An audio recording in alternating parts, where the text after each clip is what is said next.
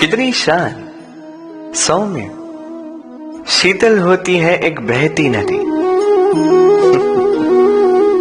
आसपास की भूमि को नम करती है, पशुओं को जल देती है, पक्षियों के लिए क्रीड़ा स्थल बन जाती है और हमें देती है शांति।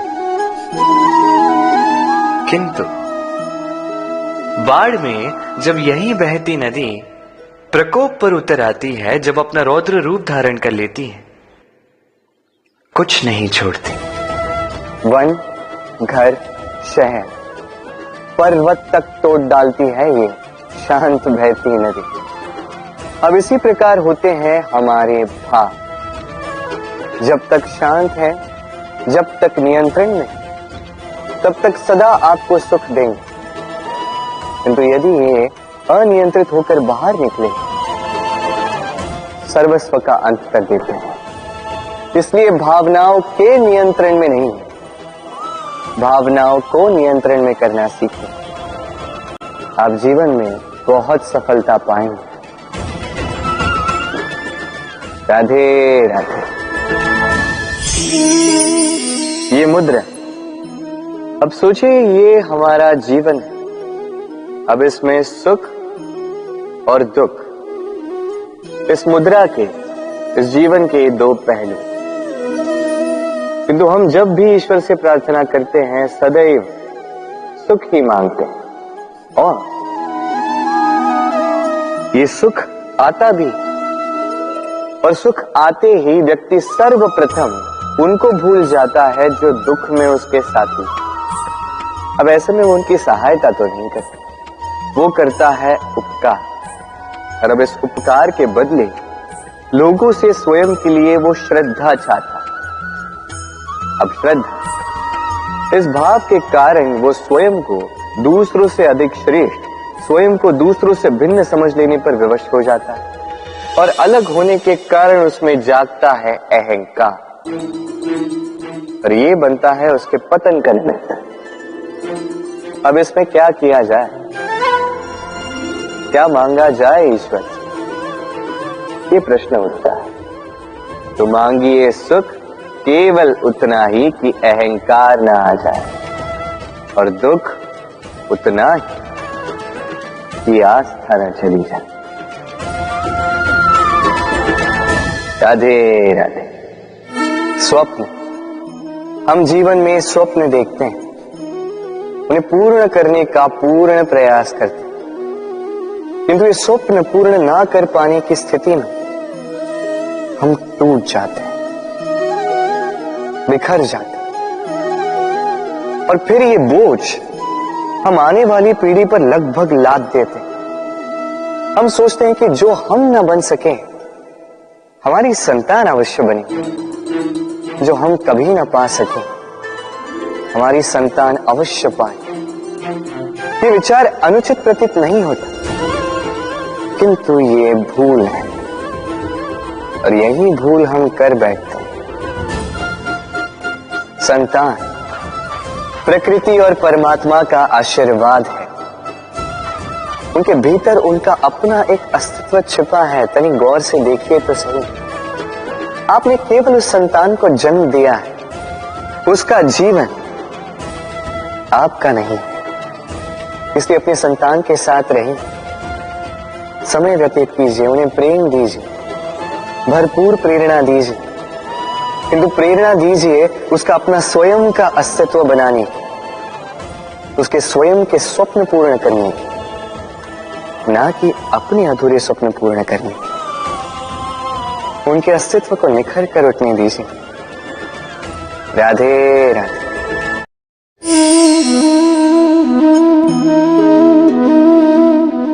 दूध और माखन, यदि मैं आपसे पूछूं कि इन दोनों में संबंध क्या है, आप कहेंगे सरल सी बात है, दूध से ही तो माखन बनता है। यदि मैं आपसे पूछूं कि इन दोनों में अंतर क्या है, तो कोई कहेगा एक तरल है तो दूसरा ठोस, कोई कहेगा एक जनक है तो दूसरी संतान। नहीं, इन दोनों में अंतर है शुद्धता का। माखन दूध से कहीं अधिक शुद्ध होता है। इस बात को कुछ इस प्रकार समझा जा सकता है। यदि कोई कीट आकर उस पात्र में गिरे जिसमें दूध गिरा है तो आप क्या करते? आप दूध को फेंक देते।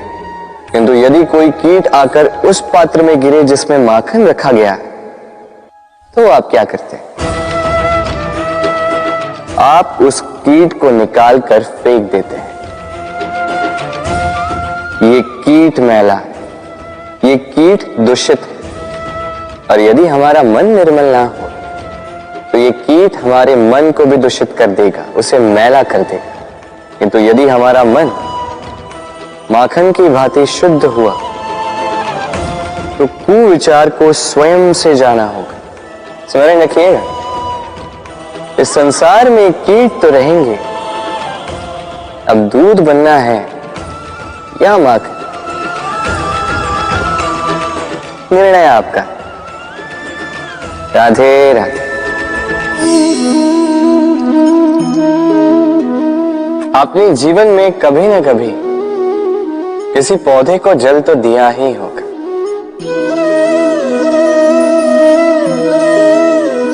कभी मन में यह प्रश्न नहीं आया कि हम पौधे के पत्तों को, पुष्पों को, डालियों को,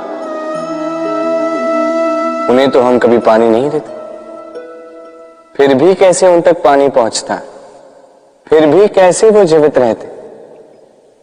आप कहेंगे सरल सी बात है, ये कैसा प्रश्न पूछ रहे हैं? जड़ को पानी दो तो वो पौधे के अंग अंग तक अवश्य ही पहुंचेगा, है ना? कुछ इसी प्रकार होते हैं हमारे कर्म, हमारा प्रेम। यदि निश्चल भाव से कर्म करोगे, सेवा करोगे, तो किसी न किसी रूप में स्वतः परमात्मा तक पहुंचेगा ही। आत्मा के भीतर से प्रेम करोगे, स्वतः छलकेगा ही और दुगना लौट कर भी आएगा, इस पौधे की छाव की भांति। तो मन और आत्मा से कर्म करें, मन और आत्मा से प्रेम करें, आनंद ही आनंद होगा। राधे राधे। इसे कौन नहीं पहचानता? ये है रोटी। यही तो है वो कारण जिसके लिए मनुष्य दिन रात कड़ा परिश्रम करता है। ऐसे देखा जाए, यदि ये रोटी यूं ही मिल जाती तो मनुष्य कदाचित कुछ कार्य ही नहीं करता, कष्ट नहीं करता, जीवन में परिश्रम ही नहीं करता। वैसे एक बात तो है, ये रोटी केवल भूख ही नहीं मिटाती, जीवन की बड़ी सी बड़ी सीख दे जाती। अब तनिक सोचिए, ये रोटी आपको स्वादिष्ट केवल तभी लगेगी, ये रोटी आपके स्वास्थ्य के लिए अच्छी केवल तभी होगी जब ये दोनों ओर से ठीक से सेकी जाएगी, है ना?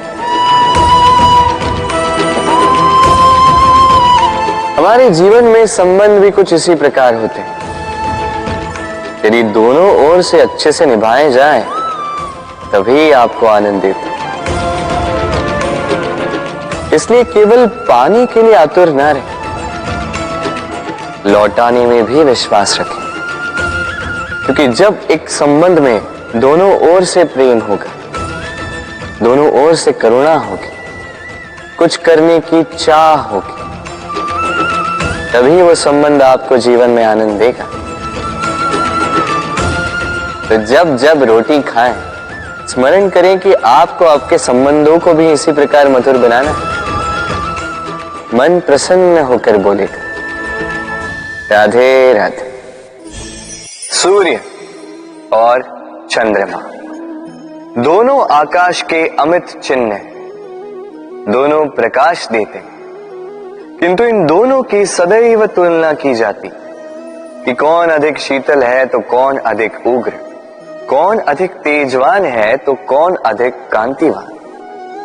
अब क्या ये तुलना उचित है?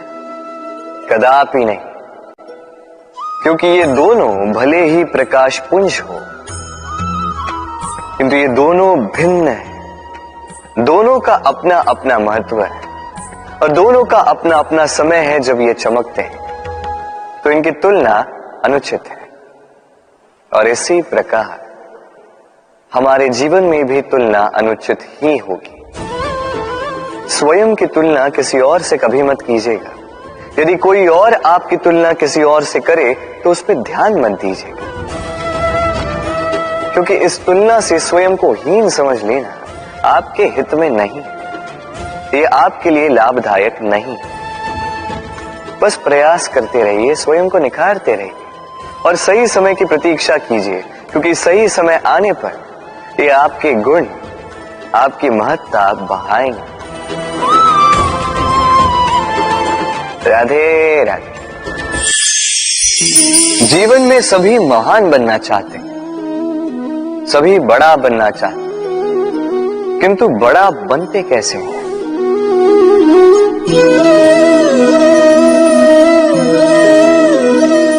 ये मेरे हाथ में क्या है?